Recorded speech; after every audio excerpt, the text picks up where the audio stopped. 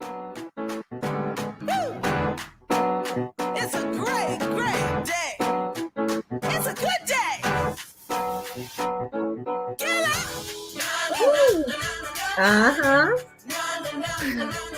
Always love starting off with our dance party. Welcome back, risers and thrivers. Happy Tuesday. Hope your day is off to an excellent start. Gosh, hope you love the show we brought forth last time. It was a really emotional show. We featured two amazing fathers who have both endured the loss of a child. And collaboratively, they now serve under the title of The Lost Boys to Found Fathers, really serving to open up the conversation when fathers experience the loss of a child and open that up for the journey of fathers. That was a powerful, powerful recording. If you missed it, you can catch it live. It'll be up on Apple and Spotify and any of your favorite streaming platforms. Up next week, we have amazing Kat from Australia, who is an alopecia warrior. She's a young mama. She is an alopecia advocate. That will also be an incredible, incredible story. And with us today, gosh, we've got the amazing Olivia Lewis. You will be stunned by this story. Hello, Miss Olivia. Now, risers and thrivers, gosh, guess what? So Miss Olivia, she is gorgeous. Look at her. She's all of 25 years old, from Virginia. But when she was just 21 years old, living the life that we're all living right back in our 20s, you know, she was climbing the ladder of life, and all of a sudden, very unexpectedly, she had this massive brainstem stroke that left her with a rare neurological condition called locked-in syndrome. She couldn't breathe. She couldn't speak. She couldn't move. All of her voluntary muscles were literally paralyzed. She was confined to a wheelchair. What we see before us today is like a feat of feats. She has defied every one of the odds in her success. And she's going to tell us all the tools as to how she's done it and how she is thriving with us today. Welcome, Olivia. You completely emulate the mission of our show. And I'm so happy to have you here with us today. Welcome. Hi, Erica. Thanks so much for having me. Gosh, I'm so excited to be here. We've tried to get this organized for a while, and I'm just so happy that you're here. So thank you. Olivia, can you take us back to, you know, in your early 20s? What was life like for you at that time? Yeah, well, how much time do you have? But I was 21. I had just begun my college senior year. It was my fall semester, and it was October, and, you know, I was having some migraine symptoms. I was having some fatigue. I was having some very typical, you know, stressed out college student symptoms, but they turned out to not be typical. How long had you been experiencing these, Olivia? Like, how long had you been getting these headaches? I would say about a week.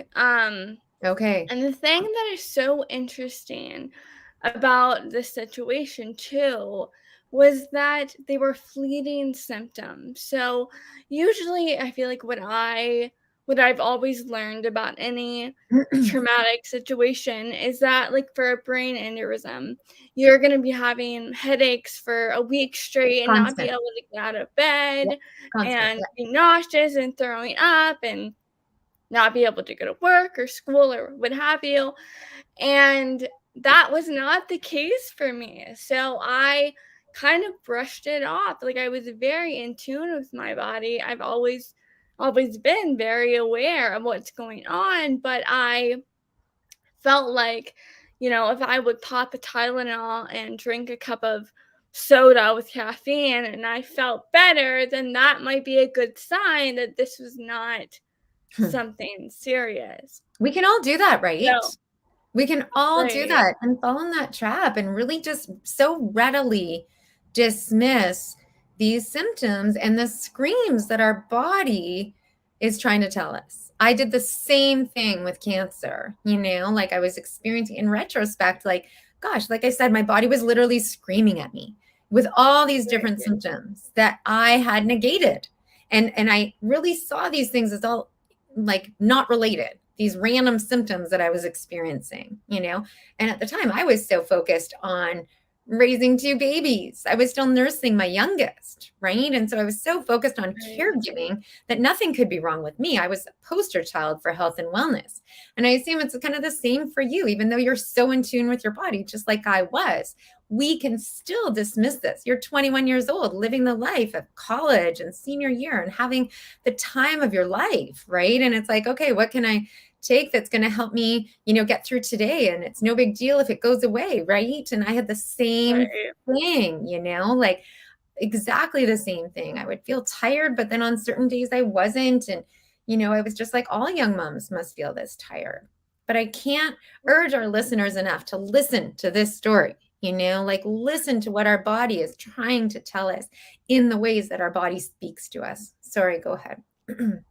Right. No, thank you for sharing. Yeah, it was very, very, I feel like even if I would have gone into the emergency room that week, or if I would have gone into the clinic, they would have shrugged me off because my symptoms were fleeting. So I was not, in crisis mode, because by the time I would make it to the ER, my headache would be gone. I even felt a little guilty, like, why am I making a big deal about this? Like, why am I making a big deal about this to my parents or my roommates, because they just go away? So I'm just a hypochondriac that likes drama or something. Did you feel So something was wrong? Did you feel something within that something was wrong or no? in my gut, I've always been, like I said, very in Yep. tune. And like I also said, a little bit of a hypochondriac here and there. And I decided months before that I would try to tone that down, because everyone I talked to was like, Olivia, you're just a hypochondriac, like, whatever.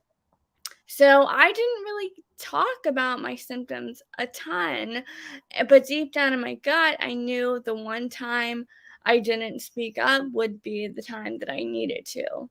And this time I kind of felt like I was pushing my symptoms down and not talking about them, but it was probably time to talk about them.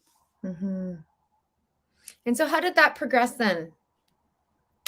So like I said, it was happening for a few days off and on.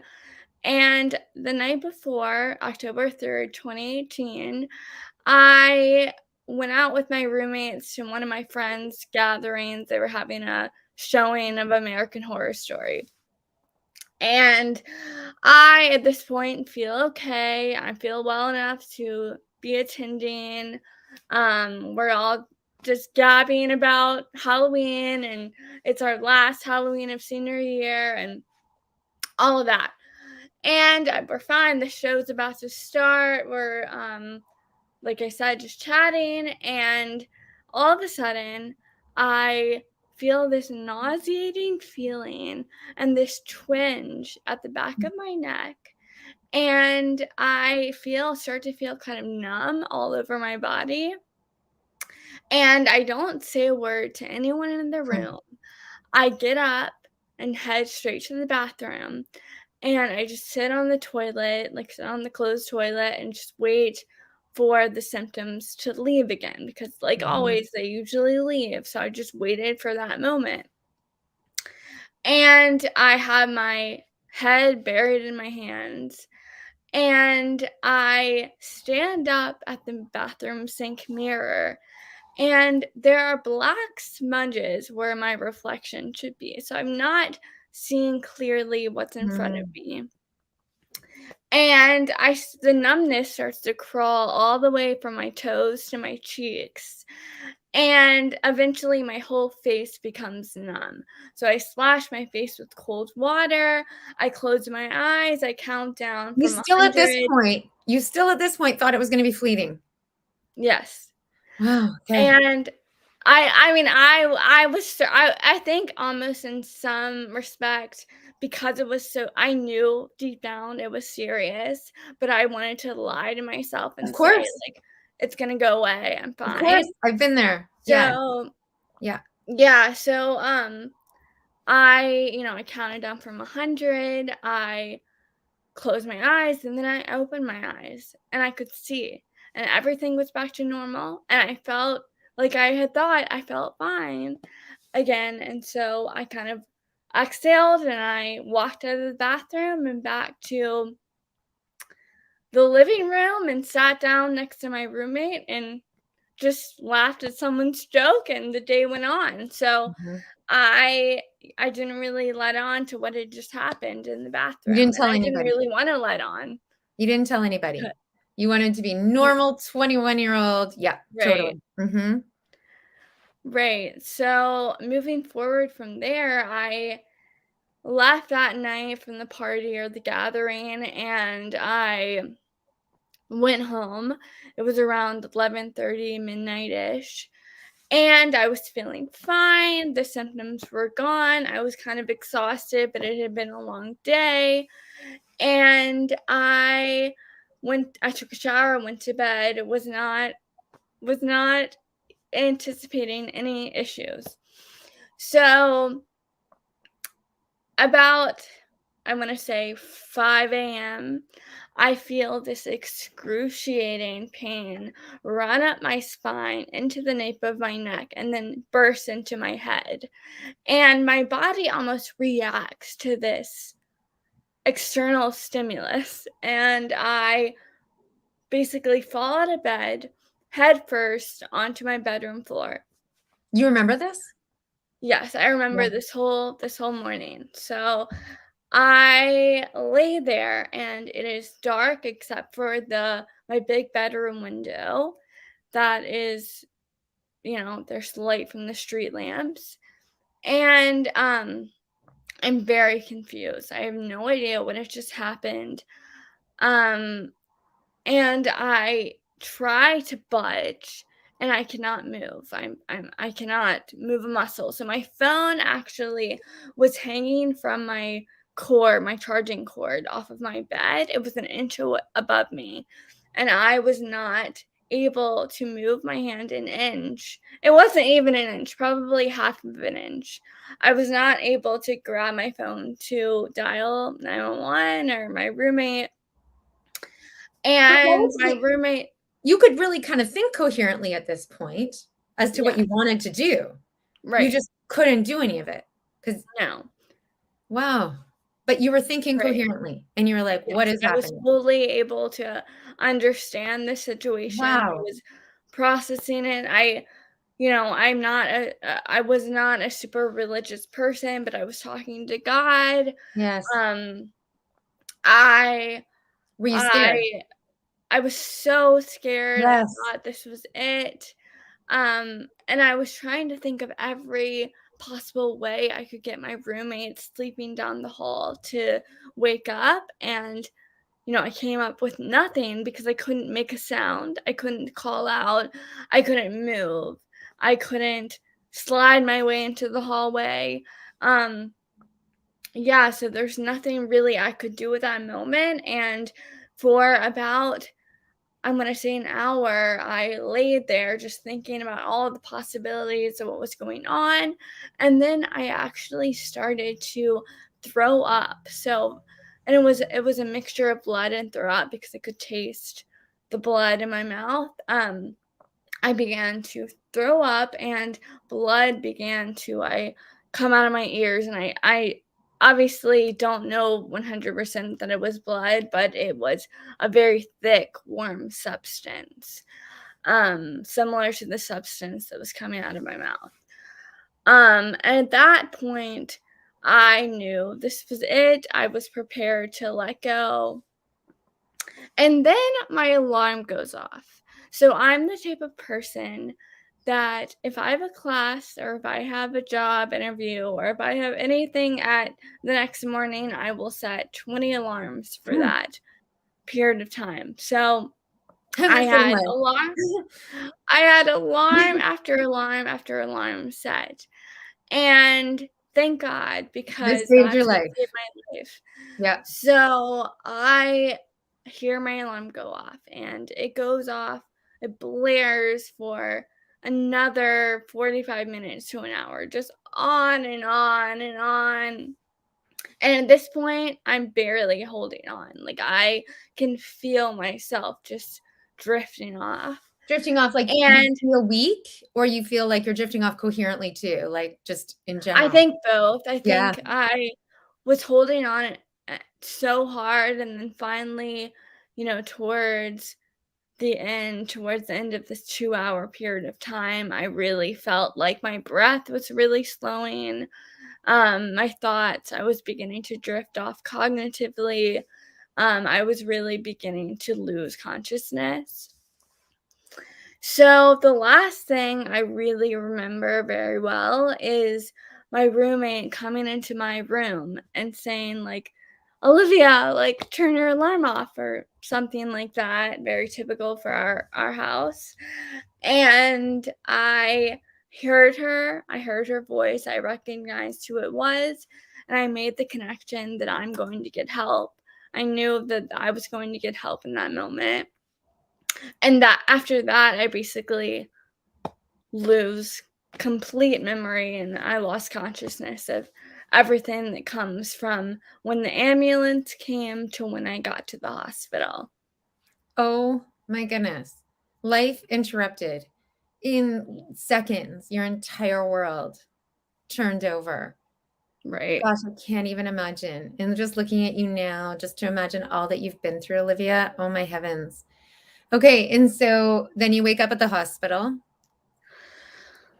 Right. So right when I get to the hospital, I am still unconscious, but I can fill you in on what I've been told from talking to my doctors and family members. So basically, I came in and they did a myriad test on me, and they concluded that I had had a brainstem stroke, a massive brainstem stroke. And Can I ask for a second, like, what was it caused from? Do they have any ideas? Like, talk right. about So this. this is a really tricky, I feel like it's a tricky question for me to answer, but I'm going to do my best. So I had no underlying conditions that they know of, but I had bilateral vertebral artery tears. So the arteries Mm, in the back of your yeah. neck. And that could have been caused by the gym, doing something in the gym, a yoga pose, lifting something over my head. It was spontaneous, essentially. There was no trauma that caused that. So a lot of times when this can happen to other people, they're in a car accident or a skiing accident or something that really has major trauma attached to it. Mhm. I had not done anything that would have Mm, caused this, they would have thought, and here I was with bilateral vertebral artery tears. mm, So that basically bled and shot the clots up to my brain. mhm. Wow. Yeah. So I remind me where I left off. Do you remember? You were waking up in the hospital and they were, Okay, right. mhm. So You're doing a like great I job, by said, the way. like I said, they concluded that I had a massive brainstem stroke, and they were telling my family at this point that they were not going to perform any intervention, any type of surgery, because I was too far gone. So at this point, they were thinking, let her pass away peacefully, because if we do an intervention, she will most likely have locked-in syndrome. And like you said, locked-in syndrome is full paralysis of all the voluntary muscles. So, Can I ask a it question was too, not, Olivia? Locked-in syndrome is usually permanent. yes, it's Yes. permanent. It happens to less than 1% of all strokes. Okay. So, and they were basically weighing up the options of, are we going to am I going to be the surgeon that gives this young girl locked-in syndrome for the entirety of her life, or am I going to let her pass away peacefully, which might be easier on her and her family. And my mom, she's a fighter, and she was I love your not mom going already. she was not going to take that as an answer. And she said to the surgeon, do you have kids? Like, would you let your child just lie there and course. die? Like, you have to do something. She could die either way at this point. You have to do something. You can't just let her lie there and to die, essentially. So he had to take it all the way up through his administrators to his colleagues and get cleared basically to do surgery on me. And he got cleared, he did the surgery, and like he said, I came out of it with locked-in syndrome. So my new diagnosis now. Tell us about the surgery. It What was a happened in the surgery? What was the Do you goal want of me the to surgery? explain? Mhm. Sorry, go ahead. What was the goal of the surgery? So the surgery was a thrombectomy. And it is where they insert a catheter into your groin, up into your femoral artery, and suck out the clots in your brain. So that was the game plan. And there was so much damage done, though, already, that even doing that intervention was not going to really change my diagnosis. Mm-hmm. So once the surgery was done, you know, what he had expected happened, and I was now had the diagnosis of locked-in syndrome. And my prognosis was that I would never move or talk again. Okay, so you can hear everything. You can hear all these conversations for the doctor, your mom, your parents, everyone's in the room. You can hear everything. And you cannot contribute to these conversations in any way, shape, or form. What did that feel like?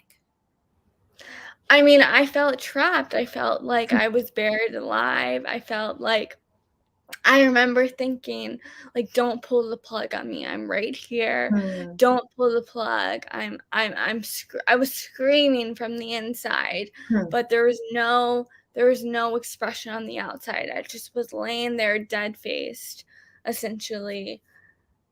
Like I wasn't in there, but I was. But you had such a fierce will to live and to survive and to thrive. And you just wanted to communicate that. But your mama seemed to know that. She did. Yeah. Okay. So keep going. That must have been just excruciating for you. Not Yes, even it was. not like mentally excruciating, emotionally excruciating, just being so coherent, And I think yeah, sorry, go ahead. I think that is what was so incredibly challenging is that I was so cognitively intact. So aware of everything. I was trying to process everything that had just gone on, everything that was still going on, and I was not able to do that. And eventually my family came up with the idea of a spelling board. So I could only move my eyes. That was the only part of my body that I could move. And I could only move my eyeballs in a horizontal or a vertical, motion. Olivia, I cannot imagine. It's wow. I can't believe what you've been through. Sorry, keep going. So my family would read off a letter board. So from A to Z, they would read out the letters, and I would blink on whatever letter I wanted to use for a sentence. So if I wanted to say I'm hot, my family would say, do you need something, Olivia? If I looked agitated or if I was sweating or something, and they would say, do you need something? I would blink, and then I would spell out from the letter board that they have, I want water, or I'm hot. And it was very, very incredibly tedious to get across my thoughts to the other person. Really makes us realize, hey, how much we take for granted in just a heartbeat. just even I always say the ability to speak, or sorry, the ability to breathe, because I lost my lungs, right? And I couldn't breathe. And we all just so readily take that gift for granted, being able to breathe, right? And walk across the street or whatever we're doing. But using our voice, and communicating our words. And it just gives you a completely different perspective on the world of how much we take for granted, every day. Sorry, please continue. So I, at this point, was transferred to an academic medical center. So I transferred hospitals. I was transferred by ambulance to another hospital. And here my family was hopeful that they would be more willing to work with me and work with my condition. And unlike the old hospital who wanted to put me in a nursing home, hopefully they would want to do more therapeutic and rehabilitative methods. So I went to this other hospital, and it was, just another hospital essentially, but there were a lot of more eyes on my case, which was really, really great. Did you feel And potential for success at this time? I'm sorry, you cut out. Yeah. Did you feel hope for your future at this time? I truthfully did not feel hope. I was lost. I thought, again, I thought this was it. I was still processing everything that was going on. I had barely heard the word stroke before this happened to me. So, I was in a relationship. I had groups of friends coming to the hospital, and I'm sitting there with my mouth wide open, drooling on myself, and I had a trach, and my trach sticking out of my neck, and laying there like a corpse on the mattress. And I was beyond, I feel like, my comprehension of what was going on, but I was not, at this point, no, I was not hopeful. You must have been just hanging on by a thread. What Yeah. kept you hanging on? I think, and that actually comes later in the story, but I think really what helped me hold on was, one, the support from all of my family and my friends. That was the light. That's what kept me moving forward, because I knew they were behind me. Love that. But I think also, and this is kind of a weird thing to say, but I think, throughout my recovery from all of the hospitals I was in, for all the medical professionals I worked with, a lot of people said their kind of response to me, the coined response to me, was, "We don't know what's going to happen. We don't know your outcome. We don't know if you're ever going to recover. We're hopeful." Some people were hopeful, some weren't, but they didn't know the outcome of the situation, and they told me that. And so I had to basically develop my own instruction manual to get better. Yeah. So I took it upon myself. I took it upon myself to kind of figure out how I was going to do this. So later on, towards the end of my story, I went to Boston for a rehabilitation hospital. So this was inpatient rehab. And I had a bulletin board of all of the cards that I had gotten in the mail, of some of the signs that I had gotten that were motivational.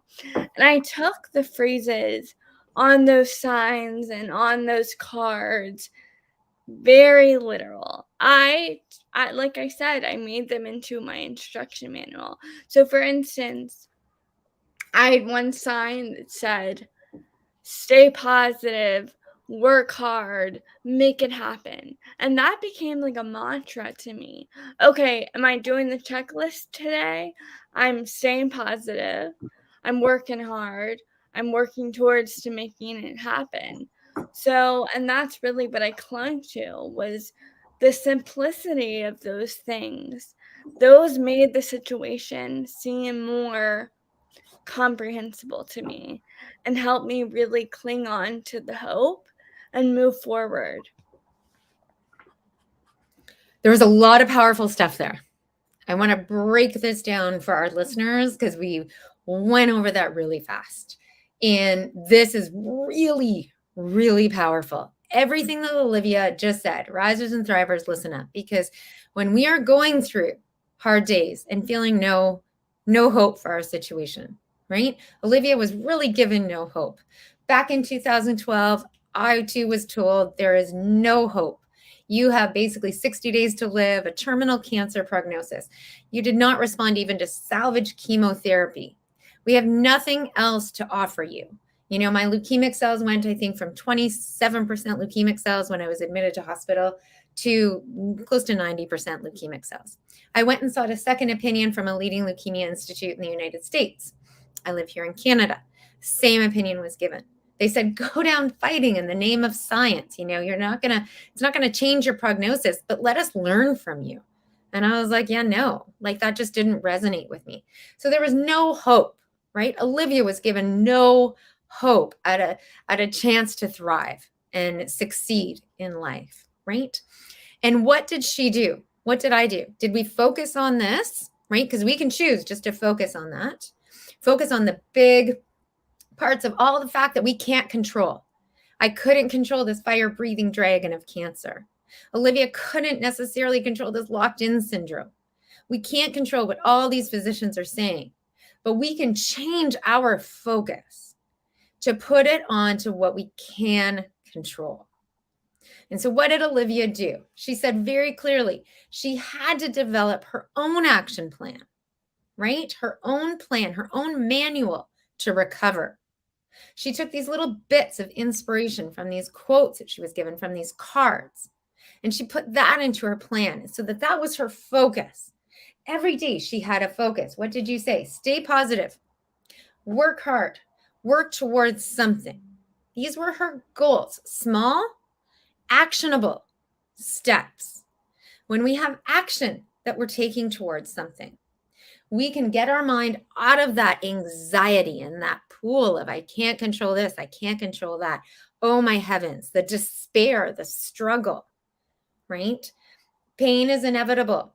Struggle is a choice. Struggle comes when we feel powerless. Olivia took back her power by making this her own instruction manual to recover. She gave herself these small, tangible action steps. She had her checklist every day. Stay positive, work hard, work towards my goal. So that means you have to identify your goal. What are you working towards? You have to have that vision. What are you working towards? She checked off every day. Did I conquer my goals today? Right? That checking off those goals every day, guess what? That keeps her motivation and her momentum high.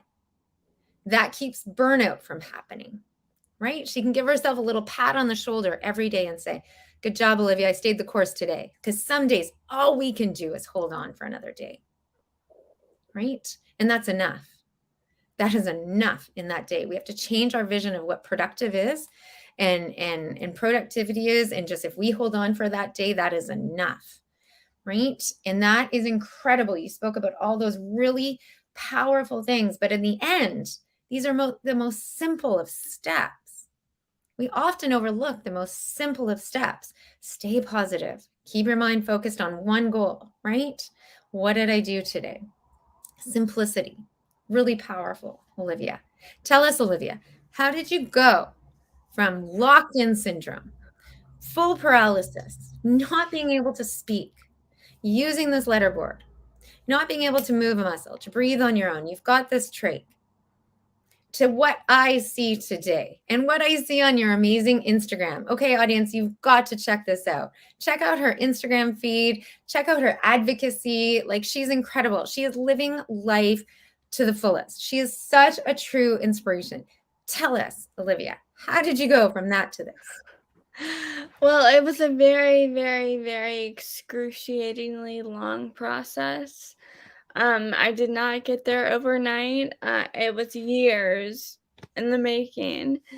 But and I still am, I still am dealing with things. But in the I would say the nugget of my main recovery, I really started to work towards moving a finger. I would try to move my finger. And before I could move, so again, with the brainstem stroke, I like to create this image for people. So with the brainstem, in a way, it's like the connection from the brain to the body.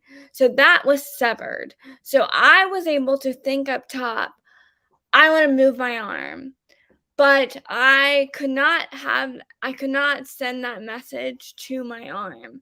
So I would think it, and there would be no communication to my body, and that's why it wouldn't move.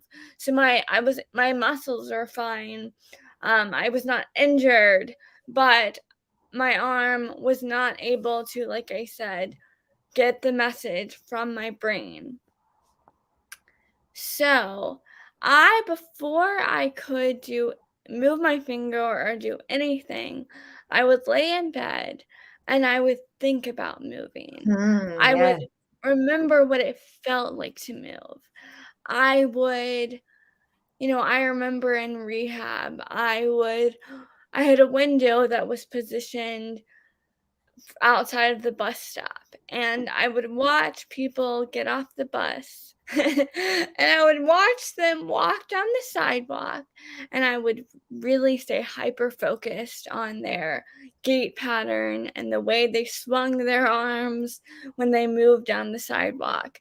And I would just kind of take that into account and file that away and try to make my brain remember what it felt like when I would walk down the sidewalk, when I would pick up Powerful. my leg and kick it forward. What did Yes. that really feel like? And Powerful. then It is and connecting then with those feelings. You are so right. Anytime I start with a new coaching client, it's the first question I ask. What is the feeling I can bring back to you through these sessions? Right? When I first had my diagnosis of cancer, I remember looking out the window. I was downtown Vancouver. I remember looking out the window. My attention drifted as my then husband asked this full onslaught of questions, as any caring husband would. Right? I caught a tear in my physician's eye and I turned my gaze out the window. I could hear what was happening in here, but I turned my gaze out the window. And I saw this woman, just like you were doing, watching the gate, right? This woman had caught my eye. This energetic woman walking with this backpack home from work, looked like she had professional attire on with these little white sneakers. And, she was walking, her hair literally bounced with every step she took. She was so vibrant. She was saying hi to everybody she passed by. It was a road, sidewalk I had walked along many times with that same energy, right? And I desperately wanted to be her again with that same energy. And so just what Olivia is talking about, before she could move that one finger, she had to think about it. She had to visualize it. She had to remember what it felt like, because that's what we're holding on to. That's how we can affect mind over matter, because that's exactly what you did. So tell us about the first time you moved that finger. Right. So after the visualization came repetition. So Okay. once I started to have a flicker of movement in my finger, I I needed to move that finger over and over and over and over again until I could really capture that movement. So I practiced every single day. I mean, you hear the phrase use it or lose it.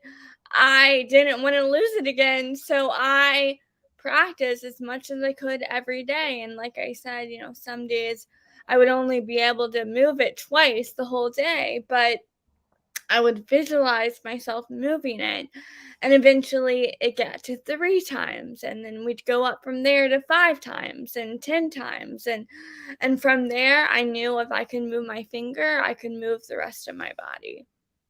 Amazing. But if Olivia had set her goals too high, right? If she was just like not focused on that little finger, right? Through these small actionable steps, that's the key. If she was just like, I want to walk, I just want to walk, right? She would have been pretty frustrated in this time. Her mindset would have been completely different because she would have continued to be frustrated and frustrated and frustrated. But now, with focusing on these small actionable steps, just like she did, through repetition and practice. I said this in my TED Talk too. It's like practicing a soccer dribble or your piano performance, right? It's just like mindfulness and habits that we do in our mind and all these little routines that we do. Practice makes it perfect. The more we practice, the more it becomes habitual, right? Practicing these small, little, tangible, actionable steps was something that Olivia could focus on, get motivation from, get encouragement from, celebrate her success with, get these small little wins. That is huge on this path to stay the course, right? And to not get overwhelmed and inundated. It's incredible how you went about this, and to take your mind off the big target of walking, because that was too far away, right? It wouldn't have been right at that moment. So this finger, I love this. You must have felt amazing. And to be honest, though, Erica, I mean, I did have big goals for myself. I wanted Sure. to just get up and walk one day, but that obviously was not possible. Of course. So in that moment, though, I was not celebrating the small victories. Right. I moved my Ooh. finger, and my family was ecstatic, and they wanted to throw a party for me, and everyone was texting me about how amazing this was, and I was offended in some ways that I was like, "What is this all you think I'm gonna be able to do? Like, why are you so excited? I'm gonna walk one day. Why are you happy about this? I'm nowhere near my end goal."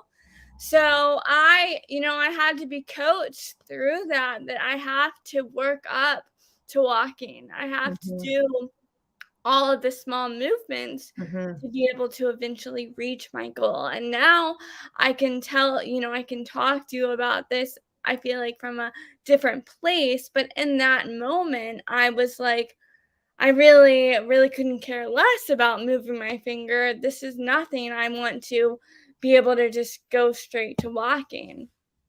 Love that. Love your realness and your authenticity behind that too, because we really need to own that, right?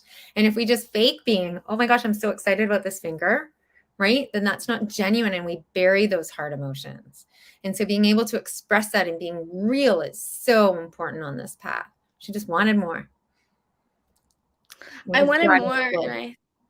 I think that is what worked for me too, is that in the back of my head, I was never happy, and that's why I pushed so far down the road because I don't feel like I even mentioned this, but basically a lot of doctors were saying, "You're not gonna walk again, you're not gonna talk again." And, there's a less than 1% chance to recover from locked-in syndrome.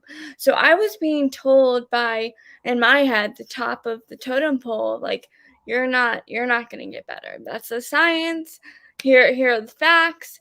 And I was somewhat of a realist. Like, I believe them. So I feel like I had to take it upon myself to have in the back of my head, this is what I want to accomplish. I'm going to take it day by day and prove you wrong and maybe prove myself wrong so that I can move forward towards my goal. Yeah, that's right. Day by day, right? Same for me when I had that terminal prognosis. I took my focus, I definitely wanted to stand on mountains again, but my focus ended up being maximizing each extra day that I was gifted. And by doing that, I've turned it into 4,000. And by doing it, you've conquered mountains too. And so how did that continue from moving this finger? How are you now so incredibly functional, living life to the fullest? So, I mean, like I've said, it was really day by day. I would recover something almost every day. Eventually, I got to this point where I was recovering something almost every day, but that would be a very, very small movement. Like being able to bridge in the bed. Someone had to help me with the bedpan in my hospital bed, and to be able to slide the bedpan under me, and for me to be able to lift my hips and not to have to be rolled over. That was a huge win. That took one person, one nurse instead of two nurses. That was functional. That was helpful. And from there, it became bigger stuff, like being able to sit up, being able to stand for a couple of seconds at a time.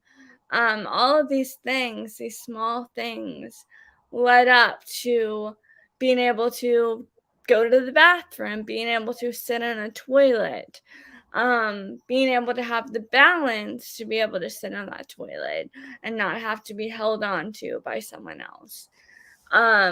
And then the speech stuff really started to come about. So again, I was speaking through eye blinks, but once I got some movement in my fingers, I was able to type on my phone messages.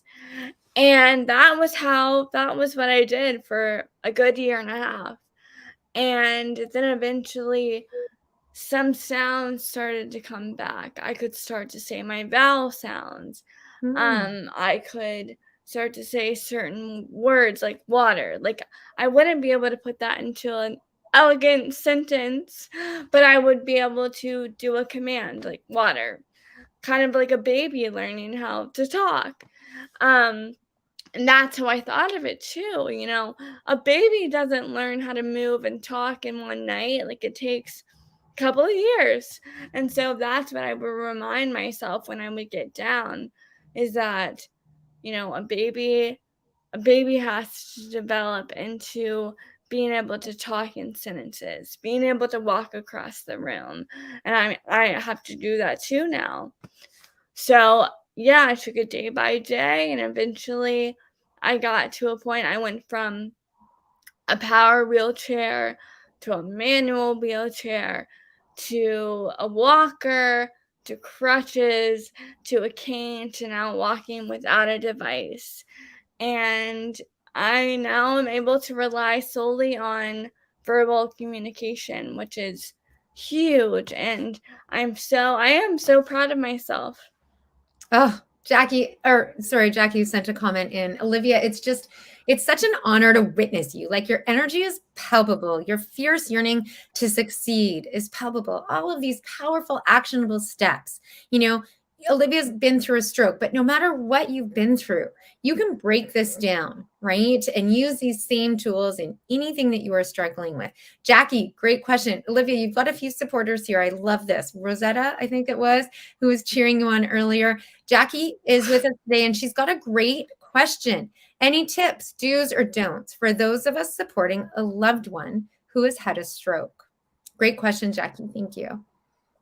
I think really be patient. I think that every single stroke is different, and you do have to be patient, and rest is so crucial. And you hear me talking about you have to do repetition and work at it every single day, but I think something that I don't talk about enough is how important being patient and resting is. And I think that honestly is probably the number one thing. And supporting a loved one, like I said, really being patient with them and knowing that they are trying and they are trying to get down the line, but their timeline may look different than another stroke survivor, and you just have to understand that.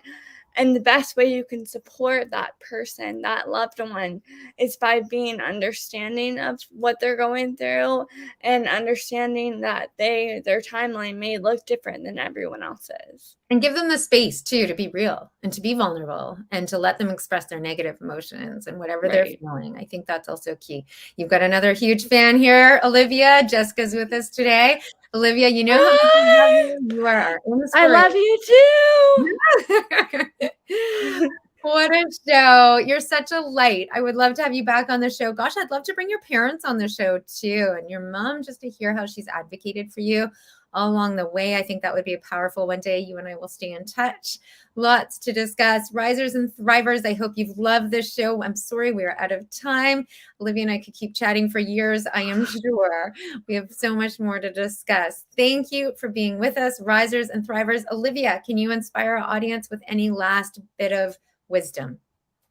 I would say really what I want to leave with you is you just have to dig within yourself to find that power. No one else can dictate your future. You're in control, and you have to take it day by day. And whenever you want to accomplish, I truly believe can happen and will happen if you look into yourself instead of looking outward at other people.